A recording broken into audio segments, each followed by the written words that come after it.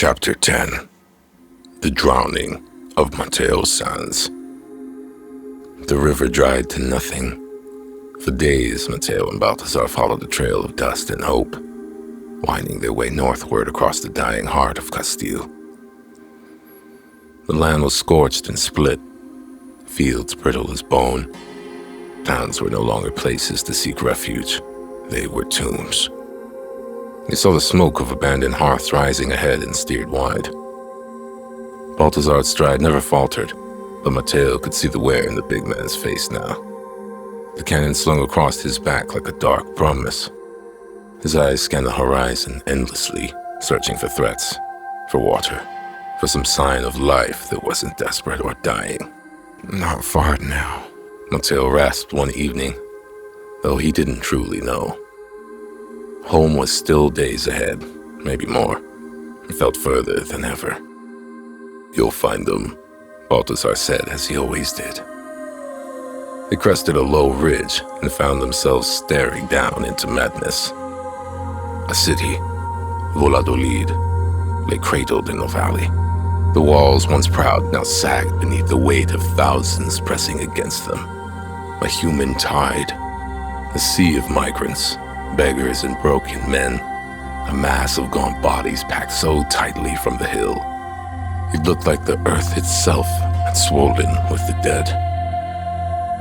The air shimmered above them, dust, heat, and the stink of too many bodies fouling the last breath of summer. Balthazar cursed low. They won't let them in. Mateo felt it too. The gates were closed. No smoke rose from within the city walls. No shouts of welcome, only the endless groan and mutter of the crowd, terrible living engine fueled by hunger and fear. For a long time they just stood there, neither speaking. Then Balthazar said, "We go around." Mateo nodded. They angled east, skirting the hills. The crowd thinned slightly at the edges. Families huddled in camps made of tattered cloth and branches, too weak to press forward. Children cried without strength. Men stared with hollow eyes. They moved carefully, but not carefully enough. A voice barked from behind them. "Food? Water?" Balthazar turned, the cannon lifting instinctively.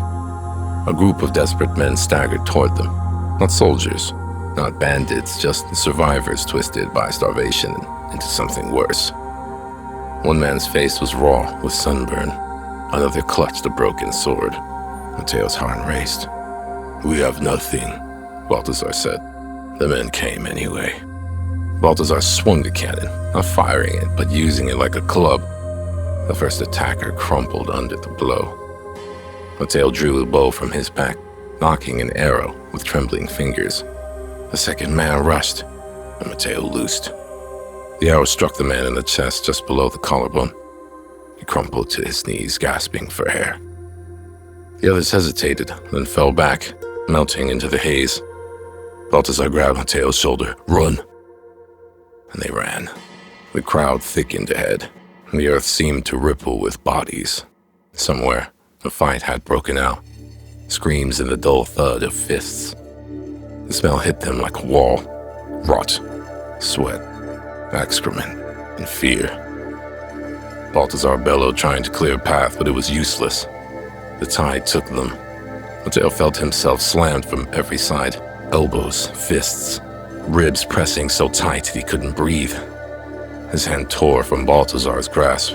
"Mateo!" Balthazar roared as the current dragged them apart. They fought their way toward the walls. Balthazar spotted a section where crumbled stones offered footholds. "Climb!" he shouted, shoving Mateo forward. They scrambled together, muscles straining, the cannon banging against the stones. Balthazar reached the top first and turned, planting himself and hand outstretched. "Mateo, now!" Mateo clambered up, reaching, their fingers locked for a heartbeat. Then the crowd surged. Hands clawed at Mateo's legs, tearing him downward. He gripped Balthazar's wrist desperately, feet scrabbling against the wall. "Hold!" Balthazar roared, bracing himself, pulling with all his strength. But the mass was too strong. Mateo's fingers slipped, and he fell back into the sea of bodies. He tried to rise, but there was no ground anymore. Only flesh, only crushing, suffocating heat. He caught one last glimpse of Balthazar's face, twisted with rage and grief, before he vanished beneath the living tide. The weight grew heavier, crushing, drowning not in water, but in humanity itself. Their need, their terror, their endless grasping hands. Mateo's last thought was not of anger, nor even fear, but of longing. Longing for the hills where the sheep wander too close to the cliffs. Longing for his mother's voice calling him home. Longing for a world that might have been. And then the tide swallowed him. Mateo Sanz drowned on dry land beneath a sea of broken men.